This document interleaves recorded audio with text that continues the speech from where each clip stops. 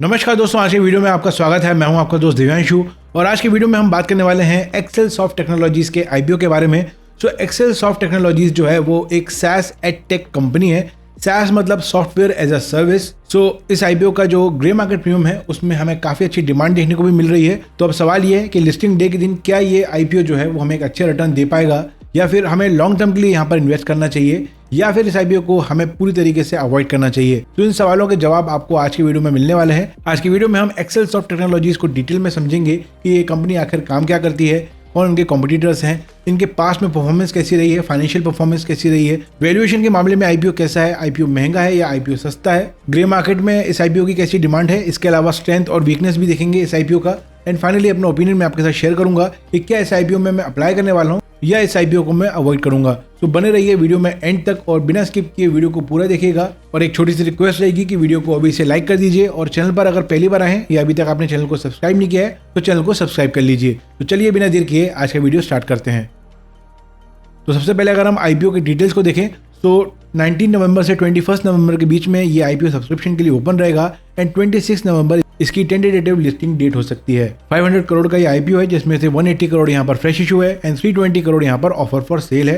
114 से 120 rupees per share का यहाँ पर प्राइस बैंड है एंड 125 शेयर्स का यहाँ पर एक लॉट है। रिटेल इन्वेस्टर के लिए 35% कोटा है, QIB के लिए 50 एंड HNI के लिए 15% कोटा है। रिटेल इन्वेस्टर मिनिमम 1 लॉट के लिए अप्लाई कर पाएंगे जिसकी प्राइस होगी 15,000 रुपीज एंड मैक्सिमम 13 लॉट्स के लिए यहाँ पर अप्लाई कर पाएंगे जिसकी प्राइस होगी 1,95,000 रुपीज। तो ये है एक्सेल सॉफ्ट टेक्नोलॉजीज के आईपीओ डिटेल्स। अब देख लेते हैं एक्सेल सॉफ्ट टेक्नोलॉजीज आखिर काम क्या करती है। ये एक global vertical SaaS edtech company है जो लर्निंग असेसमेंट और डिजिटल एजुकेशन सॉल्यूशंस बनाती है। कंपनी ईयर 2000 में स्टार्ट हुई थी और इसके बाद ये एक पब्लिक लिमिटेड कंपनी बनी।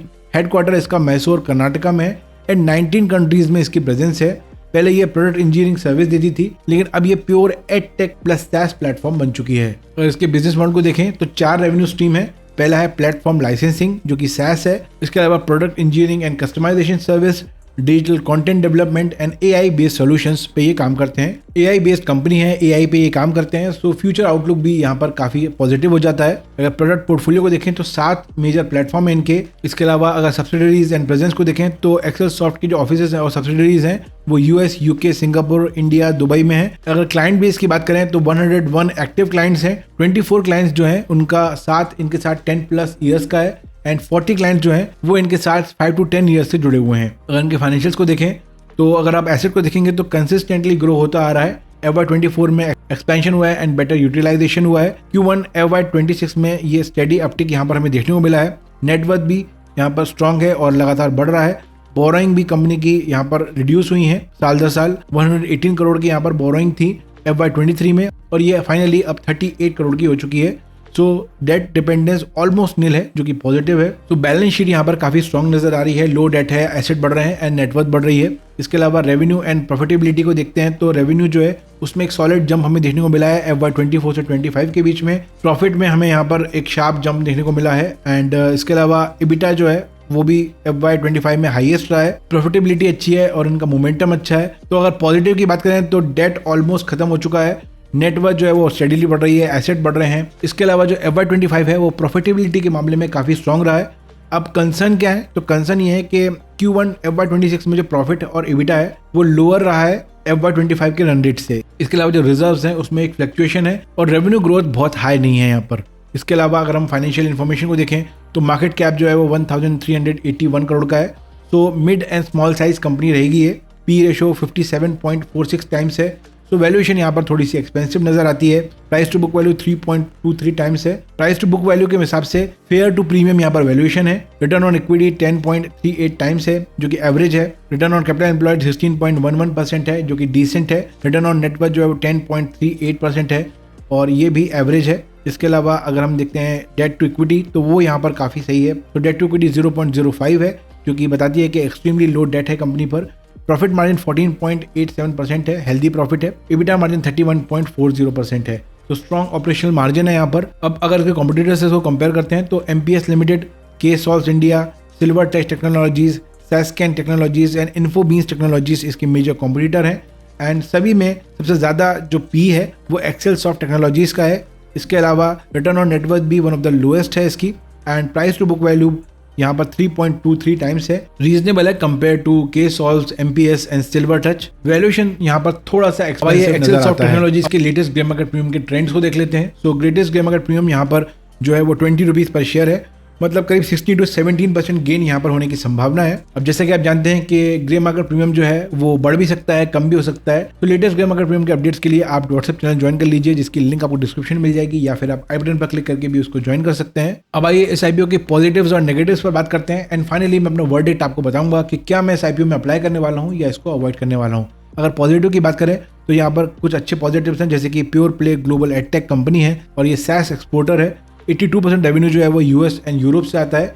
ये एक पॉजिटिव पॉइंट भी हो सकता है और नेगेटिव पॉइंट भी हो सकता है, पर अभी के लिए मुझे लगता है कि ये पॉजिटिव पॉइंट है। हाई क्लाइंट स्टिकनेस है, 10 to 15 ईयर्स का यहाँ पर मैंने जैसा कहा कि लॉन्ग टर्म क्लाइंट रिलेशनशिप रहता है। Strong FY25 financial turn around रहा है। प्रॉफिट ग्रोथ जो है वो FY24 से 25 के बीच में 172% बढ़ी है, जो कि शार्प इंप्रूवमेंट है। क्लीन बैलेंस शीट है, ऑलमोस्ट डेट फ्री यहाँ पर कंपनी है, एंड डीप प्रोडक्ट पोर्टफोलियो है, प्लस AI एज है। तो AI की अगर आप कंपनीज में इन्वेस्ट करना चाहते हैं, AI की कंपनीज अगर आप ढूंढ रहे हैं, तो आप इसको जरूर यहाँ पर स्टडी कर सकते हैं। अब नेगेटिव पर बात करें तो जो एक्सट्रीम क्लाइंट कंसंट्रेशन है वो एक बड़ा रिस्क है यहाँ पर। जो पियर्सन इनका क्लाइंट है उससे 59% रेवेन्यू इनका आता है।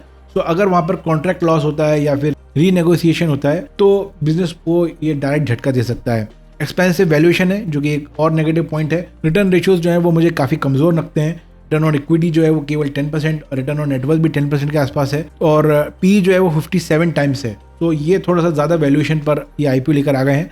अगर पी जो है वो 20 से 30 के रेंज में रहता तो काफ़ी फेयर वैल्यू पर ये आईपीओ होता, लेकिन अभी थोड़ा सा एक्सपेंसिव लग रहा है। इसके अलावा अगर नेगेटिव की बात करें तो OFS जो है वो यहाँ पर ज़्यादा है, एंड जो प्रमोटर्स हैं वो अपने स्टिक को डाइल्यूट कर रहे हैं। प्रमोटर होल्डिंग जो है वो 94 से 59% पर आ जाएगी। तो यहाँ पर प्रमोटर डाइल्यूशन भी है, एंड रेवेन्यू जो है उसमें वोलेटिलिटी है, और ये एक सीजनल बिजनेस है क्योंकि एजुकेशन बेस्ड बिजनेस है, और एजुकेशन कैलेंडर जो साइकिल होती है उस पर ये डिपेंड करता है। ग्लोबल कंपटीशन भी काफ़ी तगड़ा है यहाँ पर, एंड और ये स्मॉल स्केल की कंपनी है, इसलिए यहाँ पर थोड़ी सी वोलेटिलिटी की रिस्क बढ़ जाती है। अब बात कर लेते हैं फाइनल वर्डिक्ट पे। तो लिस्टिंग गेन यहाँ पर डिसेंट हो सकती है अगर ग्रे मार्केट प्रीमियम जो है वो 20 के ऊपर रहे। अगर 20 से नीचे जाता है तो यहाँ पर मुझे लगता है थोड़ी सी रिस्क हो सकती है, क्योंकि जैसा ट्रेंड निकल के आ रहा है कि पहले तो ग्रे मार्केट प्रीमियम जो है वो काफ़ी हाई रहता है, एंड आईपीओ आते आते ग्रे मार्केट में एक शार्प डिक्लाइन हमें देखने को मिलता है। तो यहाँ पर जो ग्रे मार्केट प्रीमियम के ट्रेंड्स हैं उस पर जरूर आपको नजर रखना है। अभी फिलहाल के लिए ग्रे मार्केट प्रीमियम जो है वो काफी अच्छा है, और यहाँ पर उसके हिसाब से अच्छा लिस्टिंग इन होने की संभावना है। इश्यू साइज थोड़ा सा छोटा है, तो डिमांड यहाँ पर क्रिएट होगी और इस वजह से अच्छा लिस्टिंग इन होने की संभावना बढ़ जाती है। तो यहाँ पर लिस्टिंग इन के लिहाज से मैं इसको 3 out of 5 स्टार दूंगा। अगर लॉन्ग टर्म के हिसाब से देखेंगे तो मैं यहाँ पर दूंगा 2 out of 5 star. Long term के लिए ओवर वैल्यूड कंपनी लग रही है मुझे। हाँ, इसकी बैलेंस शीट अच्छी है, डेट कम है, प्रॉफिट में टर्न अराउंड है, लेकिन इसका जो पी है वो मुझे काफ़ी ज़्यादा लग रहा है। इसके अलावा एक ही क्लाइंट पर काफ़ी रेवेन्यू पर डिपेंडेंसी है, ये भी एक मेजर रिस्क है। स्मॉल कैप कंपनी है तो लिक्विडिटी एंड यहाँ पर जो वोलेटिलिटी है वो काफ़ी ज़्यादा रहेगी। तो लॉन्ग टर्म के हिसाब से काफ़ी हाई रिस्क कंपनी है। तो किन लोगों को यहाँ पर अप्लाई करना चाहिए और किन लोगों को यहाँ पर अवॉइड करना चाहिए? अगर आप हाई रिस्क इन्वेस्टर हैं तो आप यहाँ पर इन्वेस्ट कर सकते हैं। अगर आप ग्रे मार्केट प्रीमियम को देखकर इन्वेस्ट करते हैं और आपको लिस्टिंग गेन चाहिए तो आप यहाँ पर इन्वेस्ट कर सकते हैं। अगर आप AI फोकस कंपनीज में इन्वेस्ट करना पसंद करते हैं तो आप इसको यहाँ पर स्टडी कर सकते हैं। अगर आपको एडटेक और SaaS जो सेगमेंट है उसकी काफ़ी अच्छी नॉलेज है और आप इस कंपनी को अच्छे से समझते हैं, तभी आप इसमें लॉन्ग टर्म के लिए इन्वेस्ट कीजिए। अब किसको यहाँ पर अवॉइड करना चाहिए? अगर आप कंजर्वेटिव इन्वेस्टर्स हैं, लॉन्ग टर्म इन्वेस्टर हैं, तो आपको यहाँ पर मुझे लगता है अवॉइड करना चाहिए। अगर आप छोटे मोटे लिस्टिंग गेन के लिए नहीं जाना चाहते हैं तो आप यहाँ पर अवॉइड कर सकते हैं। और अगर आप वैल्यूएशन कॉन्शियस हैं और आप चाहते हैं कि एक अच्छी वैल्यूएशन पे आपको कंपनी मिले और आप लंबे समय तक उसमें इन्वेस्टेड रहें, तो आपको यहाँ पर अवॉइड करना चाहिए। अगर मेरी बात करेंगे तो फिलहाल मैं इनके एंकर लिस्ट को क्लोजली देखना चाहूँगा। इसके अलावा मैं यहाँ पर जो इनका ग्रे मार्केट प्रीमियम है उसको मैं क्लोजली देखूंगा एंड सेकेंड और थर्ड डे पर डिसाइड करूंगा। अगर ग्रे मार्केट प्रीमियम जो है वो 20 रुपीज़ से ऊपर रहता है तभी मैं इस IPO में अप्लाई करूंगा। तो आज की वीडियो को यहीं तक रखते हैं। अगर आपको आज का वीडियो हेल्पफुल लगा है तो आप लाइक कर दीजिए, चैनल पर पहले बार आए तो चैनल को सब्सक्राइब कर लीजिए, बेल आइकन प्रेस कीजिए ताकि आने वाले वीडियोस के अपडेट आपसे मिस ना हो। और अगर कोई सवाल है तो आप कमेंट सेक्शन में पूछ सकते हैं। मैं मिलूंगा आपसे नेक्स्ट वीडियो में। Take care and have a great day.